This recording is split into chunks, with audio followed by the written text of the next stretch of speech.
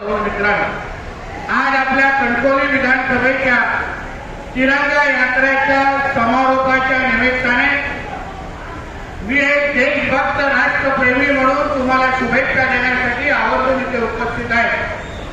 देशाचे आदरणीय पंतप्रधान मोदी साहेबांच्या मार्गदर्शनाखाली या देशाच्या कानाकोपऱ्यात आपण अशा पद्धतीच्या तिरंगा यात्रा नागरिक म्हणून, देशभक्त नागरिक म्हणून आपण सगळीकडे निघालेला आपण सगळीने बघितलेला आहे। आज आपल्या हातामध्ये असलेला आपला तिरंगा झेंडा ही आपली ओळख आहे।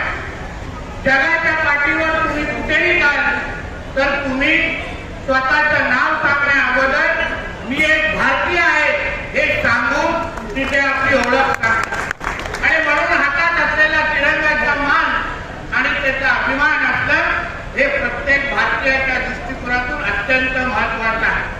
जे आमच्या गोपे साहेबांनी उल्लेख केला, आज आपला अखंड भारत दिवस म्हणून आज आपण या दिवसाकडे पाहतो। आपला हा भारत देश हा अखंड म्हणून अखंड असावा हा हे स्वप्न आपल्यासारख्या प्रत्येक भारतीयांनी पाहिलेलं आहे। आणि मला ठाम विश्वास आहे की परत आपला हा अखंड भारताचा जे स्वप्न आहे ते पूर्ण करण्याची क्षमता आणि धमक ही फक्त ना फक्त आदरणीय नरेंद्र मोदी साहेबांमध्येच आहे हे मी आवर्जून त्या निमित्ताने मी उल्लेख करेन।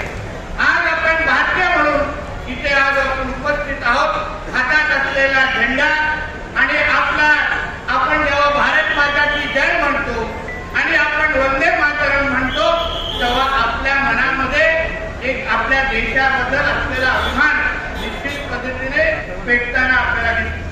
आणि म्हणून आजच्या दिवशी जसं आपण एकत्र आलेलो आहे तसं वर्षाचे 365 दिवस जेव्हा जेव्हा आपल्याला या तिरंगाबद्दल आपल्याला अभिमान म्हणून आपल्याला भारतीय म्हणून पुढे येण्याची संधी भेटेल तेव्हा आपल्या पुढे असलेलं पद किंवा डिग्रीचा विचार न करता मी काही असलो कुठेही असलो त्याच्या अगोदर ते भारतीय आहे हे म्हणून आपण उभं राहण्याची आणि आपल्या देशाला सुरक्षित ठेवण्याची जबाबदारी ही आपल्या सगळ्यांची असेल हे आवर्जून या निमित्ताने मी सांगेन। आज असंख्य वेळे आपण कानावर येतो की आपल्या राष्ट्रगीत असो किंवा वंदे मातरम म्हणण्याच्या दृष्टिकोनातून काही लोक 2 वेळा विचारतात। आम्ही म्हणणार नाही हे सांगण्याची पण काय भूमिका ठेवू।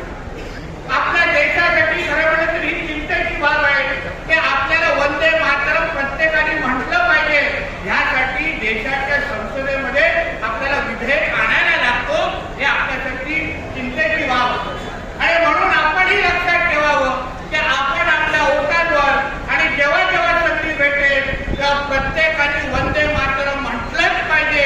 आणि जो पण वंदे मातरमचा अपमान करेल त्याला भारतीय म्हणून सोडता कामा नये ही भूमिका आपण प्रत्येकाची असलं पाहिजे हे आवर्जून या निमित्ताने मी सांगेन। परत एकदा अतिशय उत्तम नियोजन जे आपल्या या विधानसभेच्या माझ्या सगळ्या सहकार्याने जे केलेलं आहे, शाळेतली लहान मुलं असो, काही माजी सैनिक मोठ्या प्रमाणामध्ये इथे आलेले आहेत, 3ही तालुक्याचे जे भारतीय जनता पक्ष, शिवसेना